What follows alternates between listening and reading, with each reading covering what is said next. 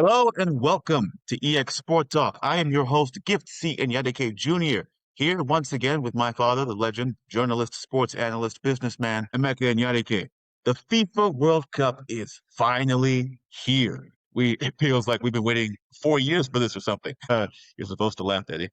All right, so yeah, South Africa are opening the tournament. They host one of the hosts, Mexico, just like they did back in 2010. Africa has several nations hoping to make history. Speaking of making history, Messi and Ronaldo in their sixth World Cup together. That is insane. And of Amazing. course, there are some controversy.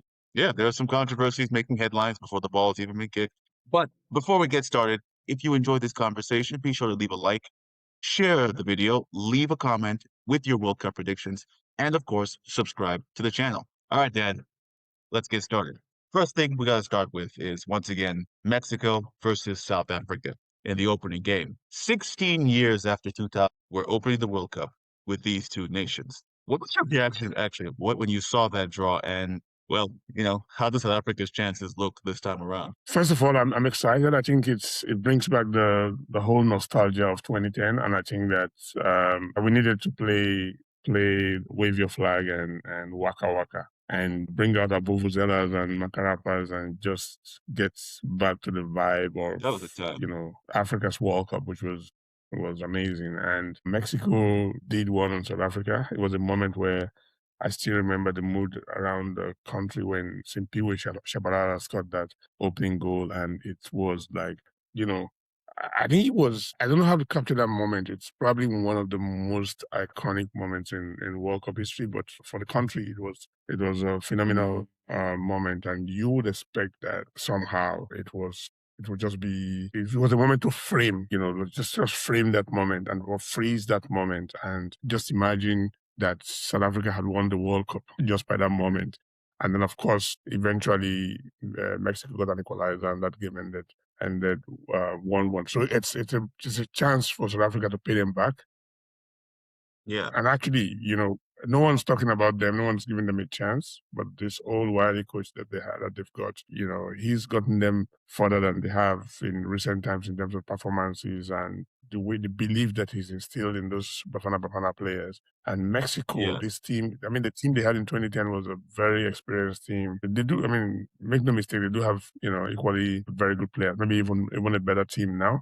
But the pressure of playing at home is not one that's the Mexicans can cope with, because if I go back 40 years ago when they were hosts, they had a great, they had a lot of pressure going into that tournament, and Manuel Negrete scored a goal and eventually didn't win the opening game, so they're going to be under a lot of pressure. So it's a moment that South Africa can just capitalize on, because Mexicans are very passionate, as most Latin American countries are. But pressure at home for the opening game is not something that they have handled well in the past. So this will be like 2010 all over again, except the pressure will be more on Mexico. And think about Mexico this time, yeah. The entire world is waiting for this tournament to start, and just imagine what will happen if they do get a win, because no one is looking at them at the final. But you got to look at not just the team, but the coach that they have and what he can get out of the boys. For Africa's sake, I think it would be great if they get if they don't win, a draw will still be seen as a good start, and that will motivate other African countries to take the tournament. Yeah. And speaking of good starts, Group A, that's Mexico and South Africa. They're both part of Group A, which also includes Czechia and South Korea. Looking at that group as a whole, how far do you realistically think Bafana can go? I think a lot depends on how they start, because, with Bafana in the World Cup, they've struggled severally, and going back to Korea, Japan 2002, they had a moment where they could have gone past the first round, and then they had the last game where they needed to go out and get a goal, and for some reason the coach, it was Jomo Sono at the time, he knew what was happening in the right game, and he didn't push enough for the boys to go. That was the best. In the debut in 98, they were just not good enough. And then at home in 2010, probably if they had Carlos Alberto Pereira stick out with them and not maybe change that they did with Santana much later, they would have had a much more prepared team by the time the World Cup came around, which is a problem for all Africa because we keep changing coaches. So I think that a lot depends on what happens with their first game. If they can get a result from this game, then definitely, the boys will grow in belief. And a lot of those boys come from Sundowns, where they've just recently won the African Cup. So, Yes. African leagues. They will come in with, from the rest of the continent, not so much expectation, but I know in South Africa, like everyone is, they have this kind of belief that Bafana primed for something great. Yeah, and I hope for our sake as a continent, they do get their acts together. So realistically, I would say that, we never know. Yeah, let's talk about the continent. We've got several African nations in this, with the exception of Nigeria, who fumbled the bag. But they got to play. They played Portugal the other day, in a friendly, and that's kind of like being in the World Cup. Anyway, Yeah, I think somehow Nigeria has played. Morocco. Yeah. We played against Poland, which are in the draw. We had a good game against Poland. Portugal played Jamaica. They, on the back of not qualifying, you look at all those games. It just makes it all the more painful that we're not there. These games that they're playing now. Yeah. But we had a chance if we had just beat DRC, but we didn't. And DRC are in. They actually had a bit of a scare with the Ebola thing, but they made it through. Yeah, they're back. They're back in the DRC. Are back in the World Cup after 50 years, 52 years actually. They were there. 5 decades. Last in '74 when they were Zaire. Yeah, when they were Zaire and they got hammered 9-0 by Yugoslavia. Brazil beat them 3-0, and so I think that the African teams in this tournament, we have a lot of good teams. Morocco, remember, went to the semifinal. Honestly, yeah. But Morocco have done something that I find really, really ridiculous. They changed their coach. I mean, I think it's stupid. You said it already. Like, Africa as a whole, we keep changing coaches. Why? It doesn't make any sense. In fairness to them, Walid was the coach, came in just before the Qatar tournament and produced results. The problem with them thinking that will happen again this time around is that he's got experience. He got them all the way to semifinals. So he knows exactly what needs to happen for them to navigate several aspects of the tournament. So he got them to the AFCON finals, where we all know how the controversial the final was and how they lost. And for me, that's always the problem in Africa. We don't see the big picture and understand that, for us to get better, we need consistency. We need to have we need to have continuity, and they've just blown a big chance, because he would know exactly how to take this team through a rigorous tournament where now there'll be a lot more expectations. In the last tournament, people underestimated them and they did well. So I'm just very, very disappointed. But there are other teams, Tunisia, Algeria, Senegal. I think I'm looking forward to to watching them in this tournament, because they've got incredible belief in that team. They still have all their key men. And then, of course, one team that I'm really excited for is Cape Verde. People don't know a lot about them. They've got, the tiny island country. If you've been there, you know that it's not even got the size of Port Harcourt. And they're there. We've got a lot of diaspora players in that team. I'm really excited, and I'm looking forward to watching Cape Verde as I am about countries like Curacao. So it will be really incredible for Africa if Cape Verde can even win one game. That would be nice. But DR Congo, don't underestimate them. They have a very, very exciting team. They showed that at the AFCON. They showed that in the playoffs against Nigeria. And with all of these pressures about Ebola and the rest, I hope that's enough engine that really sparks their the tournament. Power. They'll be back shortly. So hopefully, Anyway, let's go back to the big story I talked about at the beginning. Moving away from Africa for a moment. Messi. There's no power game. And Ronaldo. Can you see? Okay, I can still see you. It's fine. Well, I can still hear you at least. Yeah, but you still seem to be connected. I can see that on the screen. It's black. There's no light on my face. Yeah, but it's fine, and you're still recording, so it's okay. Is it fine? Can you see me? I can still hear you at least. Yeah, but I'm saying that the video on my side is black. Is black. Yeah, it's fine as long as we can still hear you. It's fine, and I can still and it said and from what it's saying that you're still recording, so it's fine. We can carry on. No, I'm saying that I'm still recording, but you can't. I mean, I'm not visible on the video. Barely, yeah. No, yeah, I can kind of see like your outline or something. So you want us to keep recording? I mean, because if we don't do it now, we're not gonna be able to do it. No, I'm saying that what are you going to put when I'm talking? What are you going to put on in front of the video? You have something to cover. I can just put an image and maybe put like a little note somewhere in the video that your power went out or something. That's all. No, I can slide in it. I can get it. Yeah. You don't have to put that my power went off. Yeah, obviously. But I can take like an image or something because I don't know. Because like if I get it, okay. Because then maybe we can try. Because if I get a break, I want to use that break to actually yeah. Let's just carry on, please. I think. Let's carry on. So there's something you can put on top. Yeah. Yeah. Okay. All right. Anyway, as I was saying, I'd like to stepping away from Africa for a moment. I want to actually talk about the big story I mentioned at the beginning, that being Messi, the GOAT, and Cristiano Ronaldo. You know, the wannabe GOAT in their sixth tournament. You know, that's a crazy stat. That's history making, and but also it paints the idea for me that this might actually be because at least with Messi, this may very well be his last tournament. I'm not sure about if Ronaldo has made that, or if anyone around Ronaldo has had that kind of idea circulating.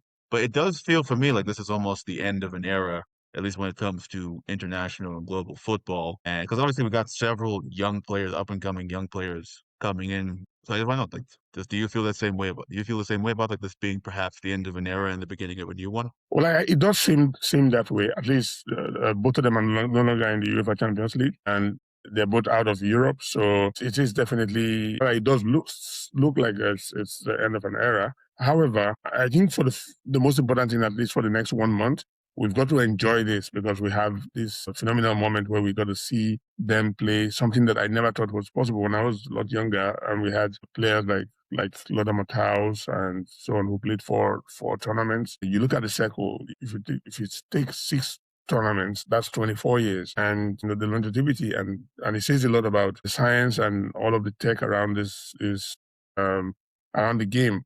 And everything else, nutrition and physical conditioning of athletes, and the fact that they're both still scoring goals, they're still playing. I mean, when you watch Messi, he doesn't look like it looks like he can go on for another 8 years because he's someone who kind of controls his movement around the pitch. For Ronaldo, I find it very fascinating that his game has evolved. He used to be like very springy, sharp, sparkling attacking winger, and then gradually he moved towards the center. And the big question everyone is asking is, if he can still score goals. I've seen him this past season, especially before they won the title, where he was always getting ahead of so much younger players, and there's no sign that the Saudi Pro League slowed down or whatever. I mean, Saudi beat Argentina in the last tournament, so we must look at his conditioning and the fact that he's got a single-mindedness about what he wants to achieve in the game. I mean, he's chasing 1,000 goals. He's hoping that he gets to lead Portugal to win the World Cup this year. And if you look at the entire team, the only player, Ramos from PSG, hasn't been playing regularly as a striker, as the lead striker for PSG. So Ronaldo still remains the top guy for Portugal, and he's outscoring everyone. So if I look at the Portuguese team in this tournament, they're like a perfect team even without Ronaldo. But those players are inspired and they're happy for them, for a lot of that generation of these young, exciting players. The fact that they get to play alongside Ronaldo is like a dream. Look at Messi and Ronaldo playing there. Pele stopped playing in the World Cup in 1970 and maybe could have played until 78 because he was still playing in America up to 76. So he could have played until 78. I can go back to a lot of, maybe Maradona played until 94 World Cup when he got banned. Maybe he could have gotten on to 98 because, they didn't have the kind of conditioning that you have today. So I wouldn't rule out anything from them. And to be honest, Portugal is a team that can go all the way in this tournament, and it could be because those boys have Ronaldo in their corner. So, it's something we have to enjoy. Let's not think too far into the future because I don't see Ronaldo retiring this season. Yeah. this next season, and who knows? The next World Cup is in Portugal. He might work himself into the frame Yeah, I where would he imagine. ends his Yeah, career after playing the World Cup in I can Portugal. imagine But him missing Lionel out. Messi, I can tell you for sure that he will still be there in in 2030. The question is, does he have motivation to still play for Argentina? Because he's won the World Cup. If he does, he might. Can he win again this time Exactly. around? Well, That was the bucket list kind of thing. Yeah. they still have a very interesting team, and this tournament is taking place in their hemisphere. So, or rather, in their side of the equation, the North South America context. So Yeah. there's just too much riding in this tournament that I think we should just focus on enjoying it and not thinking too far Yeah. into the future. But then, there's a Yeah. lot of But young players, Mbappe, yeah. Lamine Yamal, all of those guys who Yes. In want Spain to write their own specifically. Yeah. history. So, yeah. Yeah. So that's, yeah, you talked about enjoying the tournament, but then, a little bit of geopolitics. There's nothing that ruins anything more than politics. And one of the big stories before kickoff has been Somali referee Omar Artan being denied entry into the United States, largely due to certain situations involving immigrations there. What do you make of that situation, and what does it tell us really about, like, the challenges of hosting a truly global tournament? Like, is it even like really possible to just host like or the challenges of hosting a truly global tournament in today's political climate? Because this is just dude, it's not a good thing to see. It's not a good thing to hear about, and it's just not something that anybody that needs to be happening right I will, I, now. I will, I will say this. I've seen, I've been part of this tournament it's been already a big part of my life for forever, and I've been, um, one of the probably in Africa, one of the custodians of the knowledge about it. And so I've seen several times when we've had we've had the World Cup and we've had all of these issues around it. We've seen all kinds of shenanigans around on the World Cup. I mean, we had issues when the World Cup was in Africa, and we had incidents in Angola during AFCON, whereas Angola it happened very far from South Africa, and how the international media went to town about how Africa was unsafe because South Africa was unsafe because there was an incident in Cabinda in Angola, which is not very unrelated. And then there were so many issues about time and so on and so on. We had a wonderful tournament where there were no incidents at all. And then even the magic of having Nelson Mandela getting into the arena before the opening was over was just pure magic. And then you look at Qatar, where the entire narrative was about migrant workers and all of those kind of things and so on and so forth. And I can go back to earthquakes and some other issues around setting World Cups, and I can list every single one of them. But most of them have gone from the sublime to the ridiculous. And I think that what has happened with this tournament and all of the antics of issues of geopolitics with denying the Somali referee, I think it's really, really, really terrible. Because this is the best referee from Africa, should never have been denied. The entire vetting process, they could have denied him visa before, but now he arrives in the tournament in Miami, and you turn him back. Maybe if FIFA was organizing the referees training in Vancouver or somewhere, because they had the Congress a few weeks ago in Vancouver, and he was there for that training, then he could remain, officiating games in Canada and Mexico. But the World Cup has been held in Russia and so many other places, and we never had this kind of incident where this becomes at the center of it. And, make no mistake about it, the US hosted the World Cup in 1994, and everything was okay. Things have changed, and so here we are. But what I'm happy about is that, as with previous tournaments, once the games begin, it drowns out all the noise, and I'm hoping for That is a good thing. for Well, that I'm hoping for that that as well. to happen. That's the beauty of football is the power of the game itself. So we'll see. Yeah, absolutely. Absolutely. And I guess this is my own prejudice talking, but I've never really understood like the whole thing of like America hosting the World Cup. At least, okay, like you said, 1994. But even this time around, because I've always been of the opinion that as a collective, obviously there's multiple different cultures in that country, but like as a collective, they don't care about football over there, So I don't know, maybe I'm just being unfair. And I don't know, what do you think, America actually brings to the tournament, bro? Because obviously they're sharing it with I think Canada and Mexico.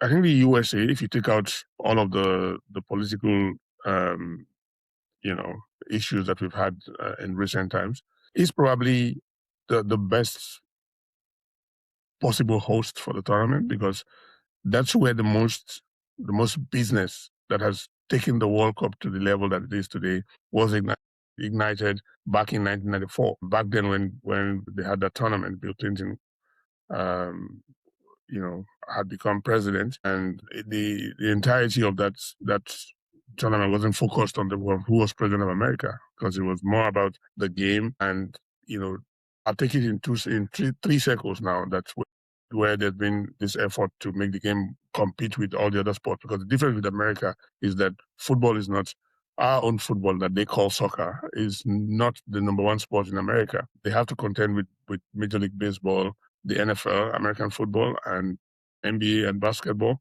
and even hockey, national hockey, the NHL, ice hockey is also massive, and a few others, golf and tennis and the rest. But so football will be like fourth. But when you combine the fact that America is one of the top, or probably the number one female football country, combine it together and think about how many immigrants from football playing countries around the world now live in America, which True. on the balance is a lot They're of playing for football America as fans. well. Yeah. So the reality is that it is a big part of the ecosystem. It's just that it competes with, sports that have evolved over the years, like NFL and all the rest of them, culturally. And then you find that there's huge corporations in America and all of these social networks and so on and so forth. So from an investment point of view, they have Apple and the rest. They have massive appeal. And we've seen the evolution. We've seen scenarios where teams in the MLS that do not have the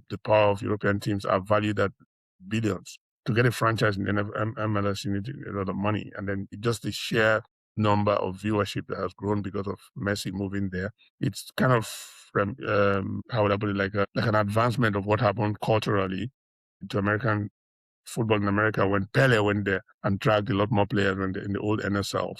That was one circle where it was an attempt to make the game popular. And then in '94, you had this massive viewership, and Nigeria qualified for the first time in '94. And that USA '94 World Cup was the first time that FIFA actually recorded the huge revenues that of the scale that they'd never gotten before.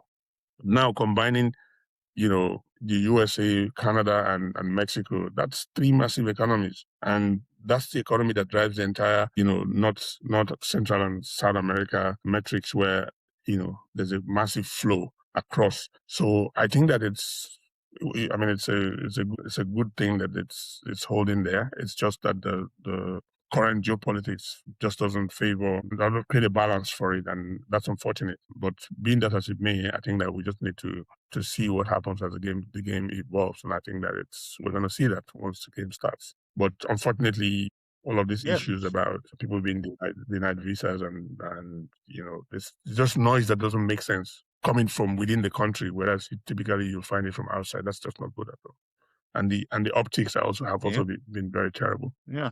Speaking of noise that doesn't make sense, you brought it up earlier. The ongoing forever debate, I don't know if I want to call it a debate or something. I don't know what you want to call it, but the whole thing of like calling it football versus soccer, which I have always found to be so infuriatingly stupid. Here's a bit of a history lesson for everybody. The word soccer was coined by the British in the 1800s. The British, now football has taken many forms throughout history globally. Different parts of the world have had their own version. But the version that of the game that we are all familiar with, that we are all talking about right now, that is going to be played at the World Cup, was also, for the most, invented by the British, essentially.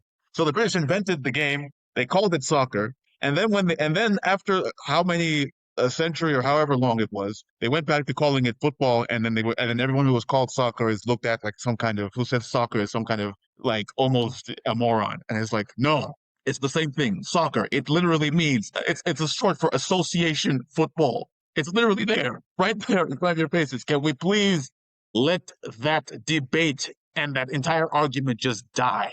Call it soccer, call it football. It's the same game. We all know what we're talking about. Moving on.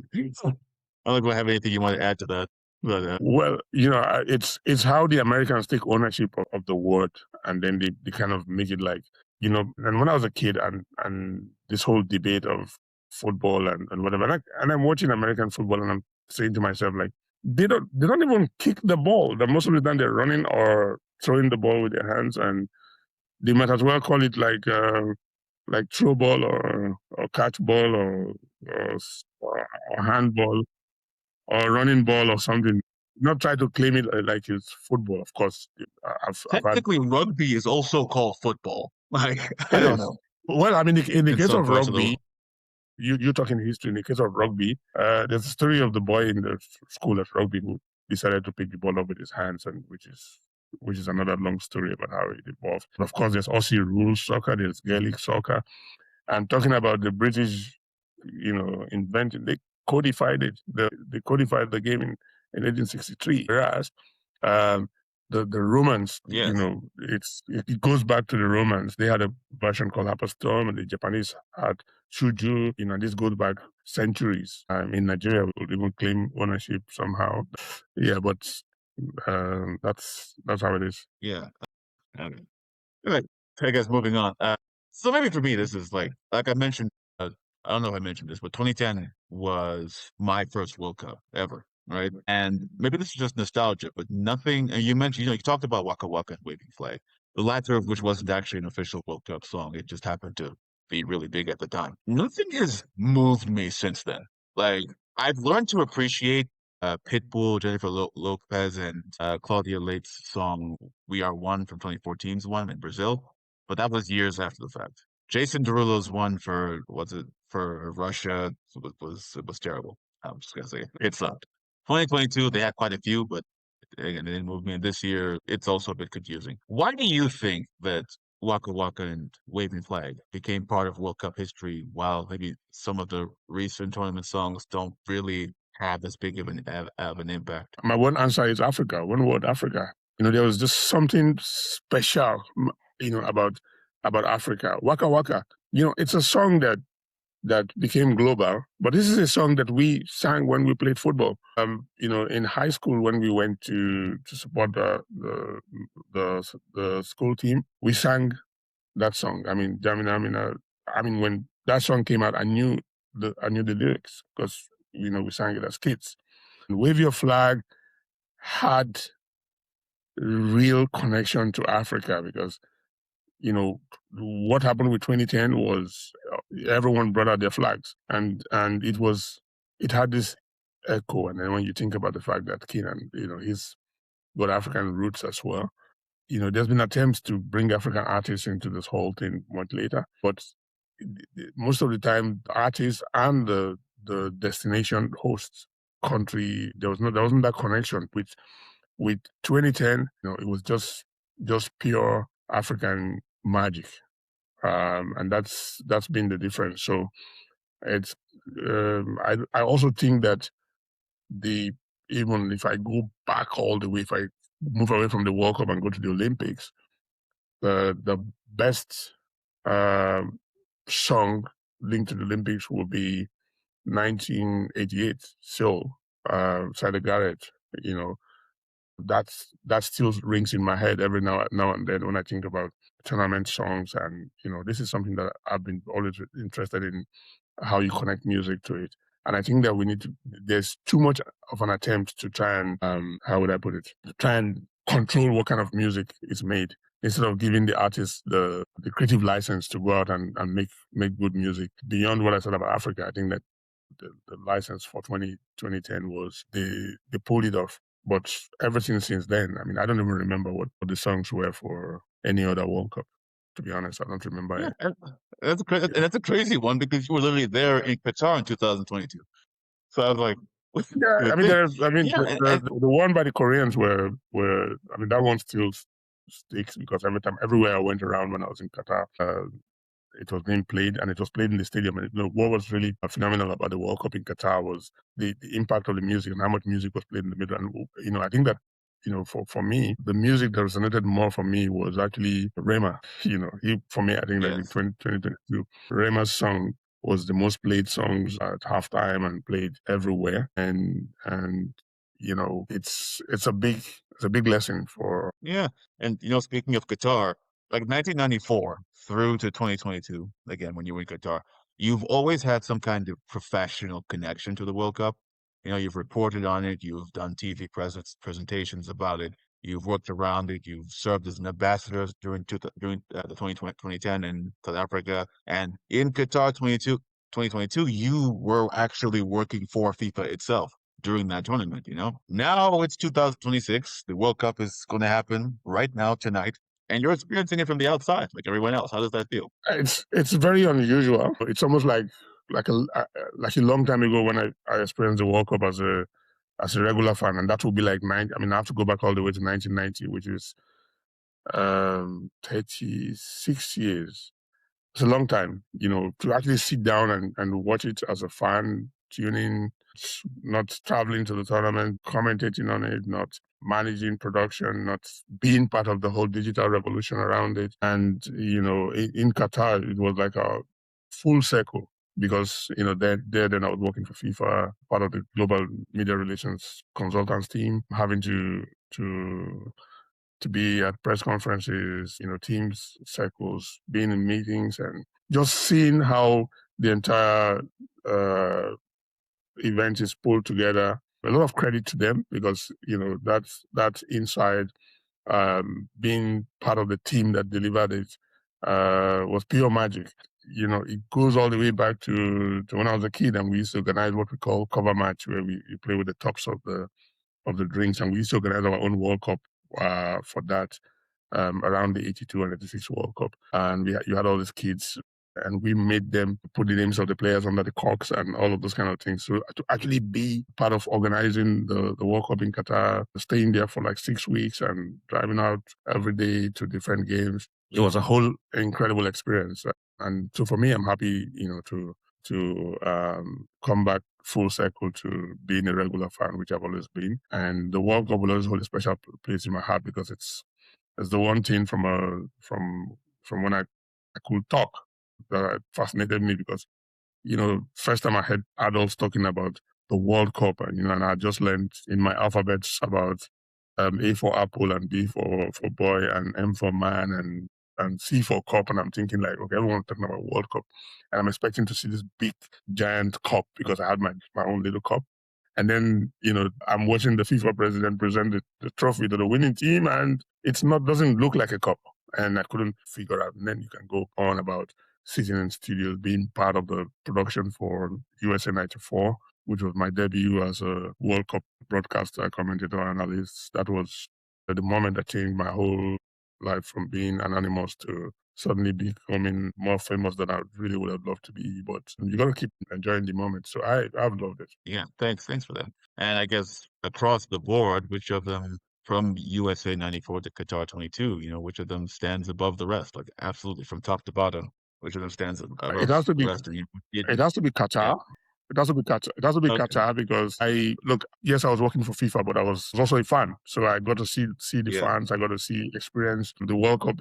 We went to that World Cup on the back of COVID. So it was great to see people actually come out and, for once we didn't have to be wearing masks and all of that. So there was still a lot of fears and a lot of worries about it, but everyone it was a huge celebration. And what was magical about it was that the entire tournament took place in one city. Wow. They had all the games in there. And it was the first time I went to the World Cup where I woke up, I slept and woke up on my bed in the same hotel room for the entire tournament. And, there were days when I was on assignment and I went to 3 different stadiums or I went around the city and went to the various fan zones, and it was just fun. And I think I could also add Brazil because I grew up because of Pele, being a huge You were Pele there for that fan one too. and watching all of those giants of Brazil. So it was the only disappointment was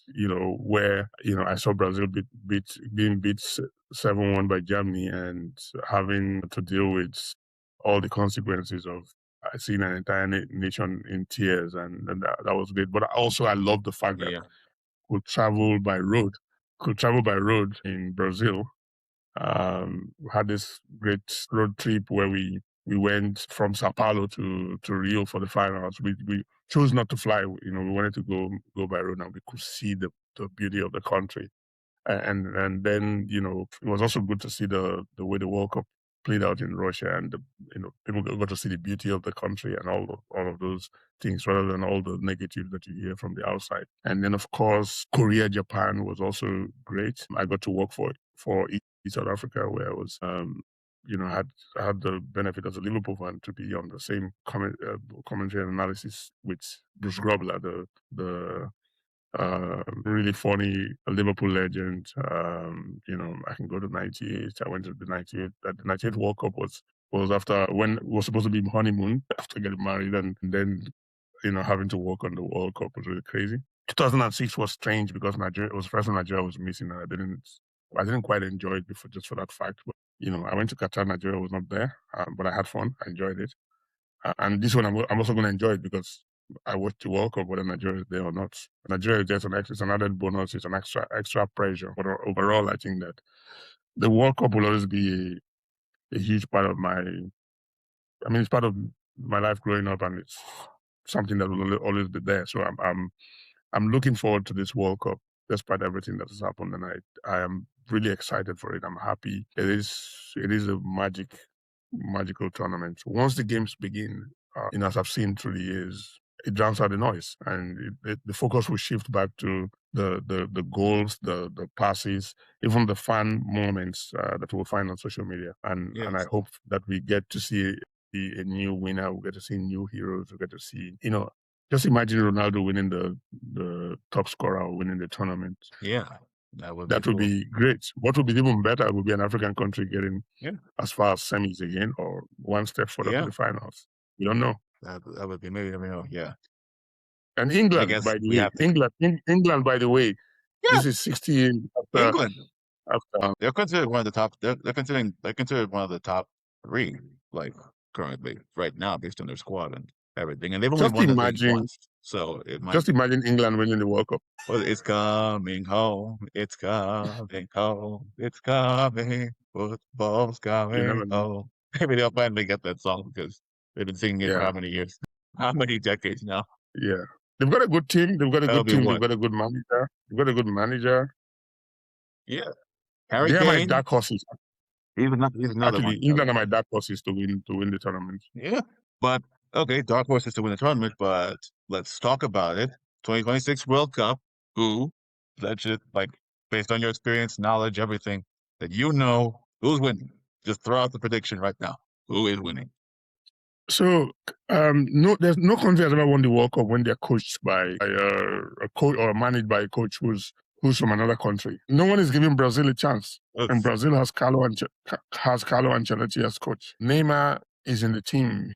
He may or may not play. So I'm going to look at Brazil and England as 2 teams with coaches from countries that are from other countries. The English have a German coach, and I remember there was a commercial. I think you remember the commercial where they had this kid and his father. They're English, and they're singing into a lift. This was a commercial for the 2010 World Cup, and they're singing 2 World Wars and 1 World Cup. England. And then they get into the lift, and there were German fans in there. Just imagine England winning the World Cup, and they're coached by a German. That would be crazy. Or Brazil winning the World Cup, coached by an Italian, and Italy destroyed Brazil's, in my opinion, best team in 1982. In both instances, it will be a combination of redemption and irony. Yeah, and most of all, comedy. Italy aren't part of this, by the way. I even forgot to bring this up in the previous weeks. So Italy are not part of this. They were so upset about it, by the way, and it's like, sorry, the best teams qualify. Italy is there even reports about it. Yes, they are. They should be better than they are, but they don't deliver when they're supposed to. Exactly the Nigeria of Europe. No, in this World Cup terms, they are the Nigeria of Europe, except that they have world titles. So they do. I think that Ancelotti winning the World Cup will be a great way to end his career. And maybe Brazil versus England in the finals. Maybe it's just me fantasizing because I don't know, but 48 teams, and it boils down to two yeah. So Brazil, England will be my. I may be right, but we don't I know. guess we'll see. Ask me again when the games begin. Yeah, when the games begin. Honestly, I am thinking it might actually be France again. Like, I don't know. I feel like I think that we're in Mbappe's era, so I don't know. Like, I feel like it might like France might take it again. Yeah, they have the French team. The French team is good. They've got a lot of new players, and they have Olise.